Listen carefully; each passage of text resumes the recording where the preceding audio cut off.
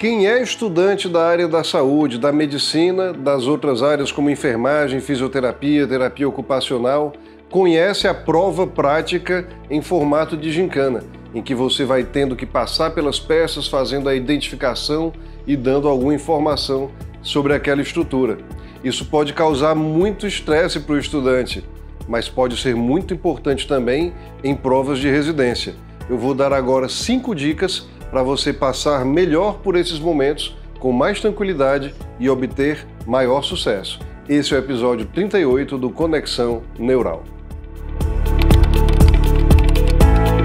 Essas provas, pessoal, acontecem muitas vezes naquelas disciplinas que incluem anatomia ou microscópio, em que você tem que observar e dizer qual é a estrutura, ou também em radiologia, em que você tem que olhar para uma imagem e apontar o que você está vendo.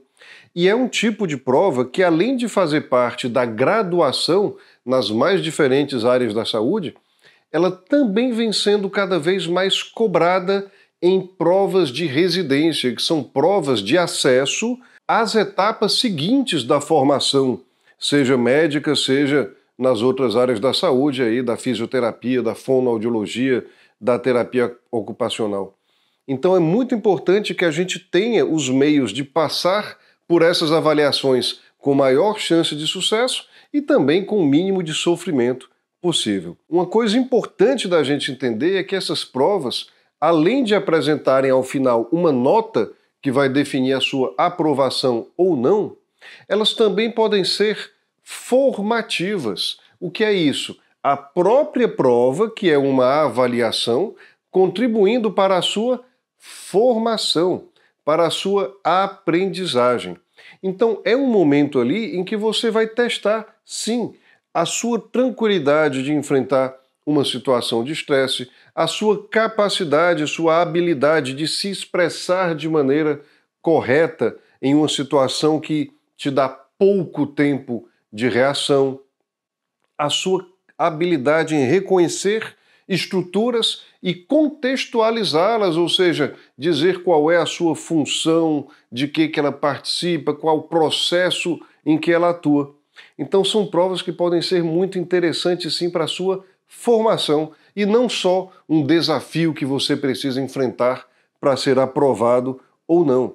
Na medida em que você começa a passar por essas situações com maior tranquilidade e obtendo maior sucesso, elas começam a ser até legais, agradáveis, dá uma sensação boa de passar por elas com um bom desempenho.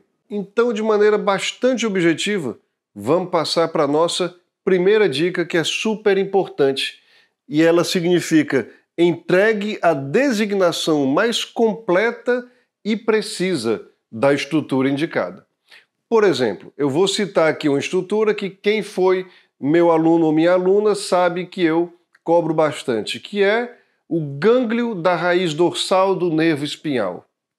Ora, pode ser qualquer estrutura, de qualquer área, de qualquer sistema, em qualquer profissão da área da saúde. Por que eu pego esse exemplo?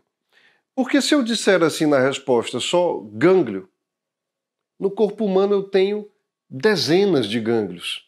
Eu não estou definindo aquela estrutura que eu estou vendo ali. Ou seja, eu não estou atingindo o objetivo que o elaborador da prova estabeleceu.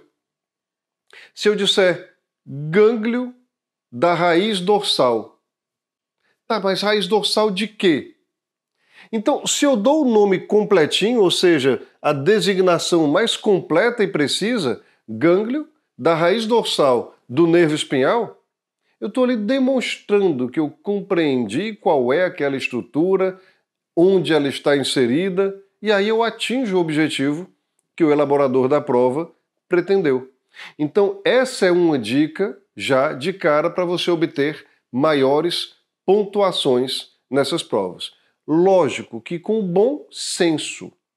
Eu não preciso colocar uma determinada estrutura, se ela é do pé, por exemplo, colocar do pé, que pertence ao membro inferior, que pertence ao corpo humano. Não, porque aí já é óbvio.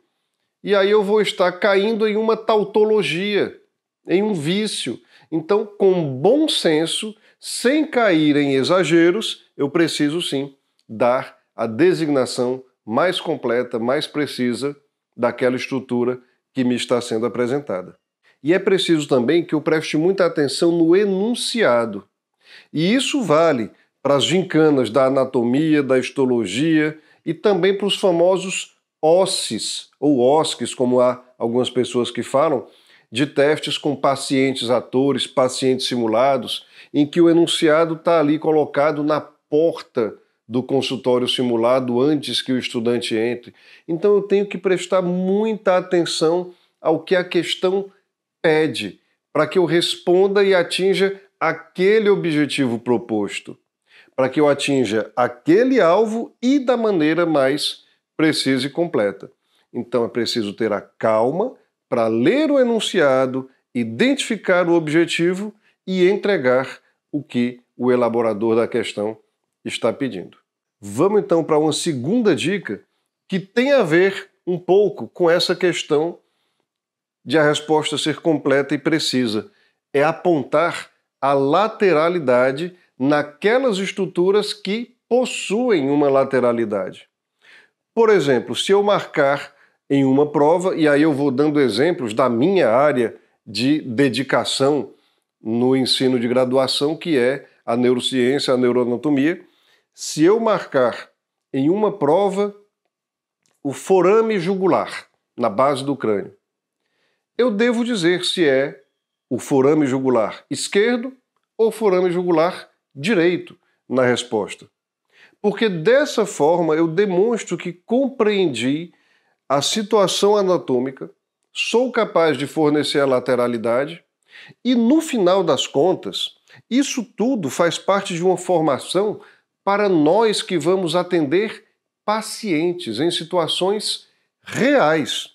E quando eu estou avaliando um paciente e eu vou, por exemplo, ver o seu exame de imagem, eu preciso dominar a lateralidade, saber de que lado está acontecendo aquele processo patológico. E ora, a gente já ouviu quantos casos de pessoas que eventualmente vão realizar uma cirurgia e realizam do lado errado. De vez em quando aparece uma notícia dessa nos meios de comunicação, com bastante alarde, porque realmente é uma situação muito desagradável. Então, lateralidade é importante. Se é importante na nossa prática depois de formados, por que não já exercitar durante a graduação, nas nossas provas práticas, a identificação da lateralidade?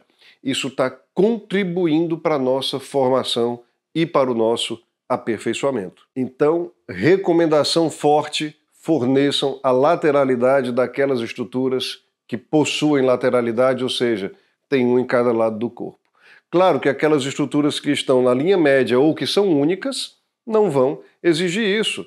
O corpo pineal, por exemplo, é só um e está no meio. Então não preciso dizer lateralidade, obviamente, mas naquelas estruturas que exigirem, vamos lá, hipocampo, os giros cerebrais, os hemisférios, aí sim forneça a lateralidade. Eu cito sempre exemplos da minha área, mas isso pode funcionar para qualquer outra área do organismo humano.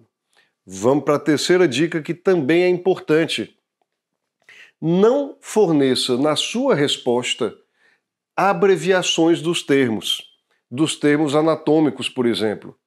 E aí, de novo, na minha área, nervo, colocar N ponto e o nome do nervo. Artéria, colocar A ponto e o nome da artéria.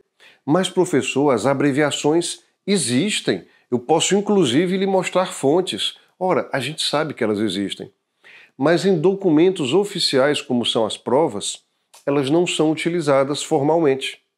Até para entrar na universidade, no seu vestibular, era possível usar abreviações na redação? Não, porque é uma escrita mais formal em que você tem que demonstrar o domínio das expressões.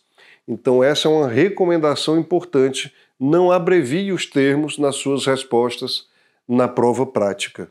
Inclusive, existe uma recomendação muito forte dos conselhos de classe para que não se façam abreviações nos prontuários médicos, porque isso pode trazer confusões e prejuízo à comunicação entre os profissionais, em que o prejudicado, no final das contas, é o paciente. Então, se eu estou treinando, se eu estou fazendo a minha formação para ser um profissional que no futuro deve evitar abreviações quando escrevendo em documentos oficiais, como é o prontuário médico, nada melhor do que eu já treinar, não fazer abreviações nas respostas nas minhas provas da graduação. Então essa é uma recomendação aí bastante forte. Vamos para a próxima, que também é muito importante. Não fazer rasuras, riscos nas suas respostas na prova, quando você eventualmente mudar de ideia e quiser colocar alguma coisa diferente do que já escreveu. Entendam, eu não estou dizendo aqui que não se pode mudar de ideia e colocar uma outra resposta. Pode sim, mas a língua portuguesa tem recursos para quem quer fazer isso, sem precisar riscar, sem precisar rasurar. É com expressões entre vírgulas, por exemplo, digo, esse nervo é o nervo femoral, mas aí eu olho melhor e vejo que é o ciático. Esse nervo é o femoral, digo, ciático. E a pessoa que vai corrigir vai considerar a última opção. Ou então outra expressão, ou melhor. Esse aqui é o nervo femoral, ou melhor, nervo ciático. Você está claramente expressando ali que a sua opção definitiva é a segunda. E quem for corrigir tem a obrigação de considerar essa segunda opção como sua resposta e te dar a pontuação a que você faz jus. E também está inclusa nessa recomendação a utilização daqueles corretivos líquidos, aquele líquido branco lá que já foi moda durante um tempo aí na vida escolar, aquilo ali está incluído, tá? Não utilizem aquele líquido não e também não façam qualquer tipo de risco nas suas respostas. Utilizem essas expressões que a língua portuguesa já tem, reservadas para quem quer mudar de ideia. Não tem problema mudar de ideia. O problema é você poluir a sua prova, riscar a sua resposta, e isso torna tudo mais confuso. Então, é uma recomendação bastante importante. E trazendo para a formação profissional, a gente lembra que é absolutamente proibido rasurar um prontuário médico, um prontuário de saúde, um prontuário de hospital do paciente. Então, se eu não posso fazer isso depois de formado, por que eu vou fazer durante a formação, que eu já estou treinando para ser um profissional de qualidade, um profissional de excelência? Então essa dica é bem importante. E a última recomendação, pessoal, talvez seja a mais importante de todas. Aqui, a número 5, que é manter a preparação física, mental e emocional. A resolução de uma prova, e dessas provas práticas no formato de gincana também, é uma atividade intelectual. Então elas exigem esforço, concentração, atenção, e tudo isso gasta energia do nosso cérebro.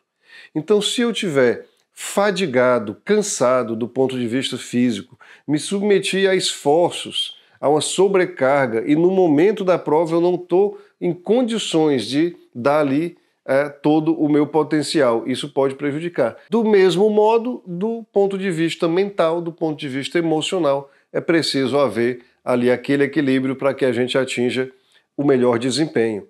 Puxando sempre para a neurociência, eu vou voltar àquela teoria tão divulgada pelo Prêmio Nobel de Economia, o Daniel Kahneman, em que nós temos 2 sistemas de raciocínio. O sistema 1, ele é rápido. Ele é para situações de urgência, em que eu tenho pouco tempo para decidir.